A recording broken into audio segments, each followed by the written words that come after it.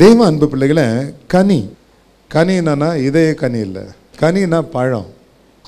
காரில் போயிட்டே இருக்கும்போது மலைகளெல்லாம் பார்த்துட்டு போயிட்டுருப்போம். மலையெல்லாம் பார்க்கும்போது நம்ம கூட வர மாதிரியே இருக்கும். சில ஜனங்க அப்படியே போயிட்டு இருப்பாங்க, இப்படியா இருக்கும். ஸோ அப்படியே பார்க்கும்போது சில நேரத்தில் என் பசங்கள்லாம் சொல்லுவாங்க, நிறுத்துன்னுவாங்க. என்னடான்னு கேட்கும்போது, மாங்காய் மரத்தில் என்ன வந்துருக்குது, பெருசாக மாங்காய் விட்டுருக்கு அப்படின்வாங்க. அப்போது பார்க்கும்போது அந்த மரத்தில் கொத்தாக காய்ச்சிருக்கும். மரம் ஏற தேவையே இல்லை.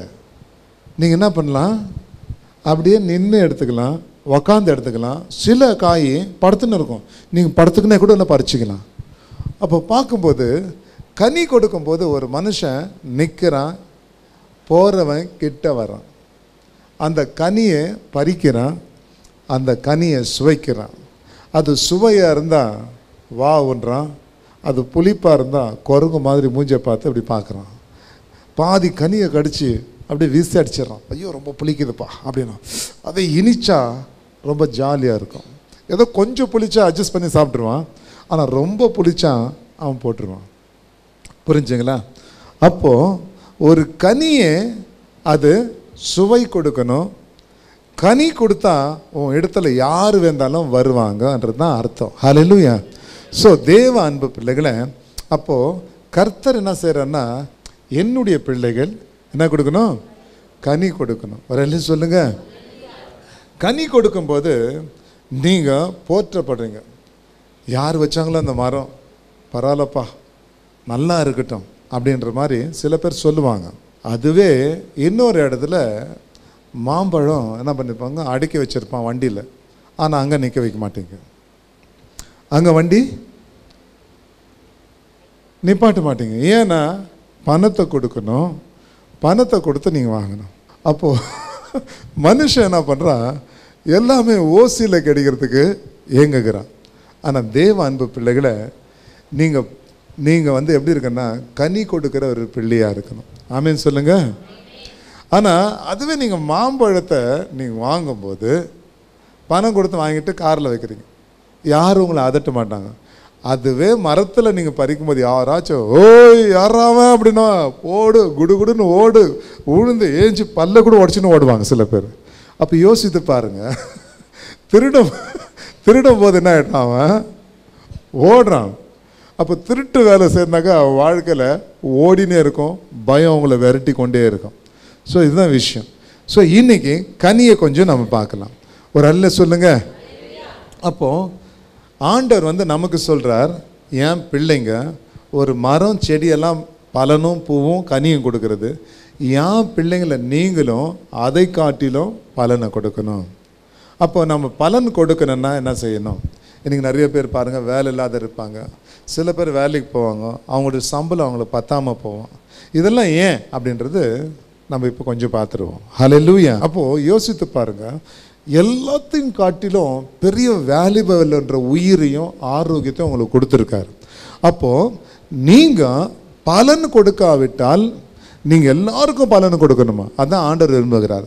ஆண்டவருடைய பிள்ளைங்க எங்கே போனாலும் எப்படி இருக்கணும், ராஜா விட்ட பிள்ளை மாதிரி இருக்கணும், எல்லாருக்கும் கொடுக்குற ஒரு பிள்ளையாக இருக்கணும். அப்போ நம்ம பணம் கொடுக்கணும்னா, நம்ம பலன் கொடுக்கணும்னா நம்ம என்ன செய்யணும் பாருங்கள். Praise the Lord. ஹல்லேலூயா. யோவான் 15 அதிகாரம் 4-5 எடுத்துக்கொள்ளுங்க. John chapter 15 4-5.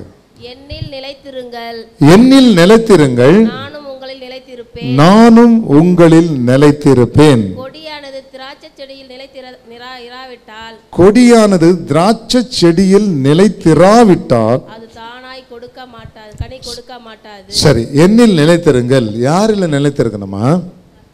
ஆண்டவர் சொல்கிறாரு, நான் தானே உனக்கு அப்பா. உங்கள் அப்பாங்கெல்லாம் உனக்கு கொடுத்த அப்பாங்கெல்லாம் சின்ன வயசில் நல்லா கொஞ்சுவாங்க, என் செல்லம், என் ராஜா, என் சக்கரை கட்டி அப்படின்னெல்லாம் ஒன்று கொஞ்சுவாங்க, ராணின்னு சொல்லுவாங்க.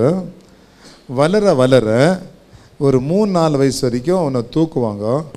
அப்புறமா அப்பா என்னை தூக்குனவொன்னே, போடா பேயே பிசாசு பண்ணி மாதிரி வளர்ந்துட்டுருக்கிற, உன்னை போய் நான் தூக்க முடியுமா, எனக்கு வயசாகிட்டு போயிடுது அப்படின்னு சொல்லிடுவாங்க. அப்புறம் போக போக நீங்கள் எதனா அப்பா சைக்கிள் வாங்கி கொடுங்க, எனக்கு அது வாங்கி கொடுங்கன்னா வாங்கி கொடுக்க மாட்டாங்க. சின்ன வயசில் சாக்லேட் வாங்கி கொடுத்தவங்க அப்பா போக போக நீங்கள் கூப்பிடும்போது அவங்களுக்கு பயம் ஆகிடும். என்ன ஆகிடும்? அப்பான்னு அவனா பயம், ஏதோ கேட்குறதா என் பொண்ணுக்கு கூப்பிட்றா அப்படின்னு சொல்லிட்டு உங்களுக்கு கண்டாவே அவங்களுக்கு பிடிக்காமல் போயிடும். அப்போ பார்க்கும்போது உங்கள் அப்பாவுடைய கெப்பாசிட்டி அவ்வளோதான். ஆனால் இந்த அப்பா, எந்த அப்பா? எல்லாத்துக்கும் அப்பாவாக இருக்கிற நான் என்கிட்ட நீங்கள் நிலச்சி இருந்தீங்கன்னா அப்போது என்ன ஆகிடுங்களா? நானும் உங்களோட கூட ஐக்கியமாக இருப்பேன். என்ன இருப்பேன்? நீங்கள் என்னிடத்தில் நிலைத்திருந்தால் நானும் உங்களிடத்தில் நிலைத்திருப்பேன். நிலைத்து இருக்கணும். சரி, அது சொல்ல முடியாது. நிறைய பேர் பாருங்கள், கழுத்தில் என்ன போட்டிருப்பாங்க? செயின் போட்டிருப்பாங்க. அவங்களுக்கு தெரியும் இது என்ன, அவங்களுக்கும் தெரியும், திருடனுக்கும் கரெக்டாக தெரியும். திருடனு கூட தெரியும். அவன் பார்க்குறப்ப சொல்லிடுவான் இது என்ன மாடல்ன்றது மாதிரி, இல்லையா? அவனுக்கு கிளியராக தெரிஞ்சிடும். ஹல்லேலூயா. தங்கம் இருந்தாக்கா நீ பயபக்தியாக நடப்ப. அதே நீ பித்தளை போட்டுருந்தேன்னா தங்க மாதிரி நீ நடக்கிறப்ப அவனுக்கு தெரிஞ்சிடும். ஹல்லேலூயா. நாய் கூட திருடனை பார்க்குறப்ப தெரியும், அவன் நடக்கிற ஸ்டைல்லே தெரிஞ்சிடும். ஸோ அதுபோல் தேவ அன்பு பிள்ளைகளை நீங்கள் நிலைத்திருந்தீங்கன்னா, சொல்லுங்கள், நீங்கள் ஆண்டவர்கிட்ட நிலைச்சிருந்தீங்கன்னா வேத வசனம் சொல்லுகிறது, அப்போது நிலைத்திராவிட்டால் அது தானாக கனி கொடுக்காது. நிலைக்கலைன்னா கனி கொடுக்காது. சொல்லுங்கள், இல்லைங்களா? உங்களுக்கு புரியல? இப்போ வாப்பா, அப்படி ஆசை பாருங்க, அவன் கையாட்டுறான், இதே கையாட்டுறான், நானும் கையாட்டுறேன். இப்போ நான் என்ன பண்ணுறேன்? வெட்டுக்கத்தியை எடுத்து இந்த கையை வெட்டிடுறேன். வெட்டிட்டு கை வச்சுன்னு இப்போ ஆட்டுன்னு சொன்னால் அது ஆட்டுமா? இவன் ஓன்னு எழுந்துனுப்பான், ஆனால் கை அழுவாது. கை இவன் ஓன்னு எழுந்துனுப்பான். அது என்ன ஆகிடும்? கை இப்போ என்ன பண்ணாலும் ஒன்று போகுது. இவன் பரவாயில்ல, அட்ஜஸ்ட் ஆகிட்டு ட்ரீட்மெண்ட் எடுத்து செட் ஆகிடுவான். ஆனால் கை போ நாத்தடிக்கும். என்ன அடிக்கும்? நாத்தடிக்கும். அப்புறம் நாய் கூட எடுத்துன்னு போயிடும். இல்லைனாங்க அது மண் பண்ண வேண்டியதாக இருக்கும். புரிஞ்சுங்களா? அப்போ இந்த கை வெட்டிட்டா ஒரு வேலையும் செய்ய முடியாது, ஒரு வேலையும் செய்ய முடியாது. இப்போ ஆண்டவர் சொல்கிறார், நான் உனக்கு உயிரை கொடுத்துருக்கேன், கையை கொடுத்துருக்கேன், எல்லாமே கொடுத்துருக்கேன். நீங்கள் என்னில் நீங்கள் நிலைத்திராவிட்டால், நீங்கள் என்னிடத்தில் நிலைத்திராவிட்டால் நீங்கள் ஒன்றுமே செய்ய முடியாது. நீங்கள் நிலைத்திருந்தீங்கன்னா நீங்கள் கனி கொடுக்க முடியும்.